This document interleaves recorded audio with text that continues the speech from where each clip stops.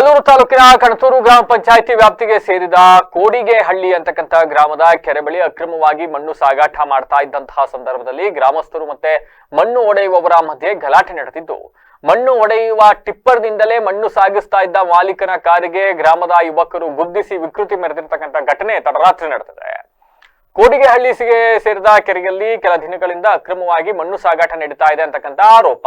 ಹೀಗಾಗಿ ತಡರಾತ್ರಿ ಅದೇ ಗ್ರಾಮದ ಕೆಲ ಯುವಕರು ಮಾದಕ ವಸ್ತುಗಳನ್ನ ಸೇವಿಸಿ ಅಮನ್ನಲ್ಲಿ ಮಚ್ಚು ರಾಡ್ಗಳಿಂದ ಮಣ್ಣು ಹೊಡಿತಾ ಇದ್ದ ಮಾಲೀಕನ ಮೇಲೆ ಹಲ್ಲೆ ನಡೆಸಿರ್ತಕ್ಕಂಥ ಆರೋಪ ಕೇಳಿ ಬಂದಿದೆ. ಇನ್ನು ಮಾಲೀಕನ ಕಾರಿಗೆ ಅವರದೇ ಇಟಾಚಿ ತಗೊಂಡು ಗುದ್ದಿಸಿ ಪರಾರಿಯಾಗಿದ್ದಾರೆ ಅಂತಕ್ಕಂಥ ಆರೋಪ ಕೇಳಿ ಬಂದಿರತಕ್ಕಂಥದ್ದು. ಆಲೂರು ಪಟ್ಟಣದ ಬೈರಾಪುರ ಮತ್ತೆ ಹಾಸನದ ಖಾಸಗಿ ಲೇಔಟ್ಗಳಿಗೆ ಇಲ್ಲಿಂದ ಮಣ್ಣು ಸಾಗಾಟ ಮಾಡ್ತಾ ಇದ್ರು ಅಂತ ಹೇಳಲಾಗ್ತಾ ಇದೆ.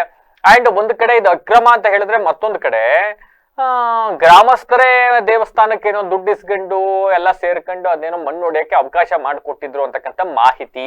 ಹೀಗಾಗಿ ಸತತ 15 ದಿವಸಗಳಿಂದ ಪ್ರತಿ ದಿವಸ 4-5 ಇಟಾಚಿಗಳಿಂದ ಎಷ್ಟು ಸಾಧ್ಯವೋ ಅಷ್ಟೆಲ್ಲ ಮಣ್ಣನ್ನ ತುಂಬ್ಕೊಂಡು ತೋಡಿ ತಗೊಂಬಂದ್ ಖಾಸಗಿ ಲೇಔಟಿಗೆ ಹಾಕ್ತಾ ಇದ್ರಂತೆ.